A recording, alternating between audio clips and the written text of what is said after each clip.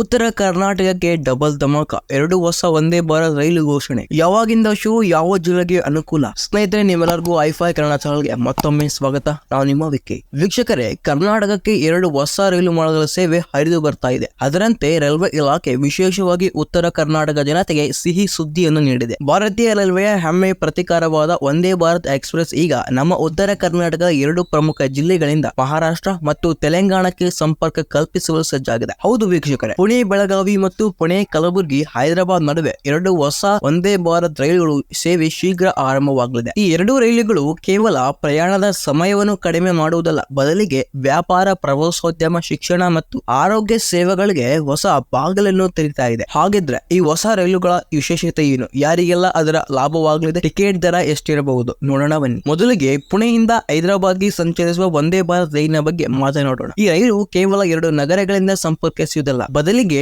ಮಹಾರಾಷ್ಟ್ರ, ಕರ್ನಾಟಕ, ತೆಲಂಗಾಣ ಎಂಬ 3 ಪ್ರಮುಖ ರಾಜ್ಯಗಳ ನಡುವೆ ಒಂದು ವೇಗದ ಸೇತುವೆಯಂತೆ ಕಾರ್ಯನಿರ್ವಹಿಸುತ್ತದೆ. ಈ ರೈಲು ಪುಣೆಯಿಂದ ಹೊರಟು ಟೌನ್ ಸೊಲ್ಲಾಪುರ ಮಾರ್ಗವಾಗಿ ಕಲ್ಯಾಣ ಕರ್ನಾಟಕದ ಹೆಬ್ಬಾಗಿಲು ಎನಿಸಿಕೊಂಡಿರುವಂತಹ ಕಲಬುರಗಿಯಲ್ಲಿ ನಿಲುಗಡೆ ಆಗಲಿದೆ. ನಂತರ ಅಲ್ಲಿಂದ ತೆಲಂಗಾಣ ರಾಜಧಾನಿ ಹೈದರಾಬಾದ್ಗೆ ತನ್ನ ಪ್ರಯಾಣವನ್ನು ಕೊನೆಗೊಳಿಸುತ್ತದೆ. ವೀಕ್ಷಕರೇ, ಈ ಮಾರ್ಗದ ಅತಿ ದೊಡ್ಡ ಲಾಭ ಪಡೆಯುತ್ತಿರುವಂತಹ ಕರ್ನಾಟಕದ ಜನರು, ವಿಶೇಷವಾಗಿ ಕಲಬುರಗಿ ಭಾಗದಲ್ಲಿರುವಂತಹ ಜನರಿಗೆ ಗೊತ್ತಿರುವ ಹಾಗೆ, ಕಲಬುರಗಿ ಜನರಿಗೆ ಬೆಂಗಳೂರಿನಿಂದ ಹೈದರಾಬಾದ್ ನಗರವೇ ಹೆಚ್ಚು ಹತ್ತಿರ. ಯಾಕಂದ್ರೆ ವ್ಯಾಪಾರ, ವಹಿವಾಟು, ಉತ್ಪನ್ನ, ಶಿಕ್ಷಣ, ಸೂಪರ್ ಸ್ಪೆಷಾಲಿಟಿ ಆಸ್ಪತ್ರೆಗಳು ಮತ್ತು ಮುಖ್ಯವಾಗಿ ಅಂತಾರಾಷ್ಟ್ರೀಯ ವಿಮಾನ ನಿಲ್ದಾಣ, ವಿಮಾನ ಪ್ರಯಾಣಕ್ಕಾಗಿ ಈ ಭಾಗದ ಜನರು, ಲಕ್ಷಾಂತರ ಜನರು ಪ್ರತಿನಿತ್ಯವಾಗಿ ಹೈದರಾಬಾದ್ ಅನ್ನು ಅವಲಂಬಿಸಿದ್ದಾರೆ. ಇಲ್ಲಿಯವರೆಗೂ ರಸ್ತೆ ಮಾರ್ಗದಲ್ಲಿ ಬಸ್ಸುಗಳಲ್ಲಿ ಗಂಟೆ ಗಟ್ಟಲೆ ಪ್ರಯಾಣಿಸಬೇಕಾಗಿತ್ತು ಅಥವಾ ಇರುವ ರೈಲುಗಳ ಹೆಚ್ಚಿನ ಸಮಯ ಹಿಡಿಯಬೇಕಾಗಿತ್ತು. ಆದ್ರೆ ಈ ವಂದೇ ಭಾರತ್ ರೈಲಿನಿಂದಾಗಿ ಪ್ರಯಾಣ ಸಮಯದಲ್ಲಿ ಬರೋಬ್ಬರಿ 2 ರಿಂದ 3 ಗಂಟೆಗಳಲ್ಲಿ ಉಳಿತಾಯ ಆಗಲಿದೆ. ಇದು ಈ ಭಾಗದ ಆರ್ಥಿಕತೆ ಮತ್ತು ಜನರ ಜೀವನ ಶೈಲಿ ದೊಡ್ಡ ಉತ್ತೇಜನ ನೀಡಲಿದೆ. ಪುಣೆ ಬೆಳಗಾವಿ ವಂದೇ ಭಾರತ್. ಎರಡನೇದಾಗಿ, ಪುಣೆ ಮತ್ತು ಕುಂದಾನಗರಿ ಬೆಳಗಾವಿ ನಡುವಿನ ಹೊಸ ವಂದೇ ಭಾರತ್ ರೈಲು ಈಗಾಗಲೇ ಹುಬ್ಬಳ್ಳಿಯವರೆಗೆ ಪುಣೆ ನಡುವೆ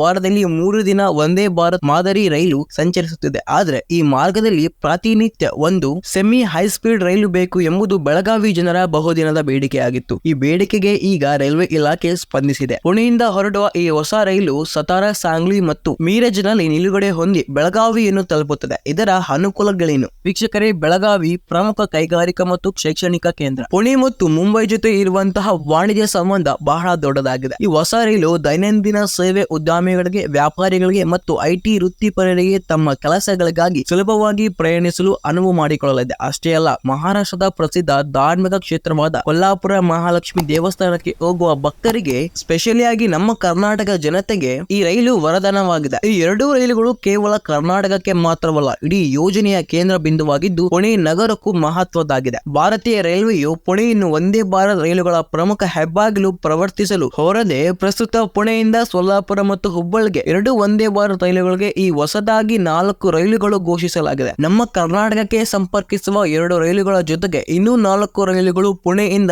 ಸಂಚರಿಸಲಿವೆ. ಶೇಗಾಂವ್ ವಂದೇ ಭಾರತ್ ರೈಲು. ಈ ರೈಲು ದೌನ, ಅಹಮದ್ ನಗರ, ಛತ್ರಪತಿ ಶಿವಾಜಿನಗರ ಮತ್ತು ಜೈನ ಮೂಲಕ ಸಾಗಲಿದೆ. ವೀಕ್ಷಕರೇ, ಇದು ಮಹಾರಾಷ್ಟ್ರದ ಪ್ರಸಿದ್ಧ ಗಜಾನನ ಮಹಾರಾಜರ ದೇವಸ್ಥಾನಕ್ಕೆ ಹೋಗುವ ಯಾತ್ರಿಕರಿಗೆ ಅತ್ಯಂತ ಅನುಕೂಲವಾಗಲಿದೆ. ಒಟ್ಟಿನಲ್ಲಿ ಹೇಳುವುದಾದರೆ, ಈ 2 ಹೊಸ ವಂದೇ ಭಾರತ್ ರೈಲುಗಳು ಉತ್ತರ ಕರ್ನಾಟಕದ ಭಾಗ್ಯದ ಬಾಗಿಲನ್ನು ತೆರೆಯಲಿದೆ. ಇದು ಕೇವಲ ಪ್ರಯಾಣವಲ್ಲ, ಪ್ರಗತಿಯ ಪ್ರಯಾಣ. ವೀಕ್ಷಕರೇ, ಬೆಳಗಾವಿ ಮತ್ತು ಕಲಬುರಗಿಯ ಜನರಿಗೆ ಮಹಾರಾಷ್ಟ್ರ ಮತ್ತು ತೆಲಂಗಾಣದೊಂದಿಗೆ ವೇಗದ, ಸುರಕ್ಷಿತ ಮತ್ತು ಆರಾಮದಾಯಕ ಸಂಪರ್ಕವನ್ನು ಒದಗಿಸುವ ಈ ಮೂಲಕ ರೈಲುಗಳು ತಮ್ಮ ರಾಜ್ಯದ ಸರ್ವಾಂಗೀಣ ಅಭಿವೃದ್ಧಿಗೆ ಹೊಸ ವೇಗವನ್ನು ನೀಡಲಿದೆ. ಇನ್ನು ಕಾದ್ ನೋಡೋಣ, ಈ ಹೊಸ ರೈಲು ಮಾರ್ಗ ಯಾವಾಗ ಅಸ್ತಿತ್ವಕ್ಕೆ ಬರುತ್ತೆ ಅಂತ. ಇದೇ ತರ ರೈಲ್ವೆ ಇಲಾಖೆಗೆ ಸಂಬಂಧಪಟ್ಟ ವಿಷಯಗಳನ್ನು ತಿಳಿಯಬೇಕಾದ್ರೆ ನಮ್ಮ ಚಾನೆಲ್ ಸಬ್ಸ್ಕ್ರೈಬ್ ಮಾಡಿಕೊಂಡು ಈ ವಿಡಿಯೋ ನಿಮ್ಮೆಲ್ಲ ಫ್ರೆಂಡ್ಸ್ಗೆ ಶೇರ್ ಮಾಡಿ. ಮತ್ತೊಂದು ವಿಷಯದೊಂದಿಗೆ ಮುಂದಿನ ವಿಡಿಯೋದಲ್ಲಿ ಸಿಗೋಣ.